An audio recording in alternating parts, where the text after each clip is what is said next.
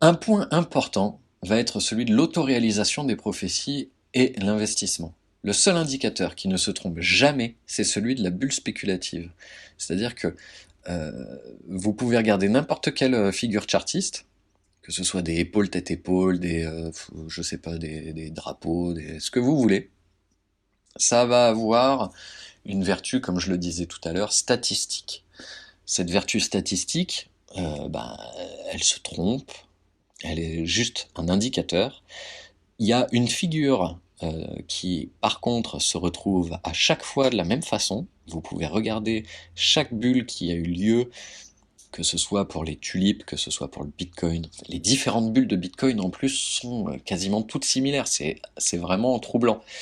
Que ce soit pour n'importe quel actif, vous regardez, étudiez un petit peu les figures que ça prend, ces bulles avec leur éclatement, et vous verrez que c'est peut-être le seul indicateur, c'est peut-être la seule chose sur laquelle vous ne pouvez pas vous tromper.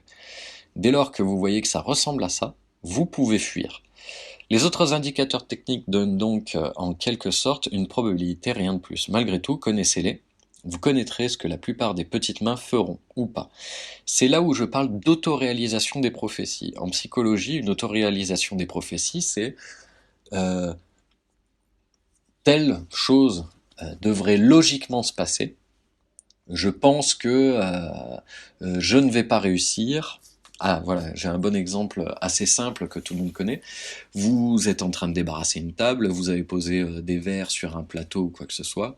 La personne qui se dit faut pas que je renverse le plateau, faut pas que je le renverse, faut pas que je le renverse, vous pouvez être sûr qu'avant d'arriver à la cuisine, va renverser le plateau.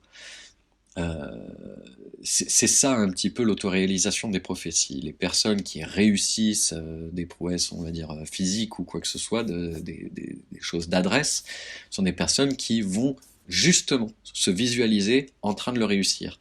Donc là aussi, on a une autoréalisation, mais positive. Donc, c'est pour ça aussi que vous devez malgré tout connaître les indicateurs techniques. Dans les formations, je parle des figures de Fibonacci, des retracements de Fibonacci, qui est un excellent indicateur et qui fait vraiment une excellente autoréalisation des prophéties pour le coup, parce que vous voyez que quand vous tracez bien votre retracement de Fibonacci, vous voyez exactement où est-ce qu'il y aura les zones de résistance et les zones de support. Donc les connaître, c'est encore une fois augmenter les statistiques de vous, faire les bons choix, de savoir entrer au bon moment et de pouvoir interpréter un rebond non pas comme la fin d'une correction, mais simplement comme quelque chose qui se devait se passer parce que beaucoup de personnes suivent ces retracements. Et c'est le fait que tout le monde suive ces retracements qui, du coup, bien évidemment, la foule va encore une fois réagir tous ensemble de concert de la même façon et rebondir sur un support ou rebondir à la baisse sur, sur l'inverse.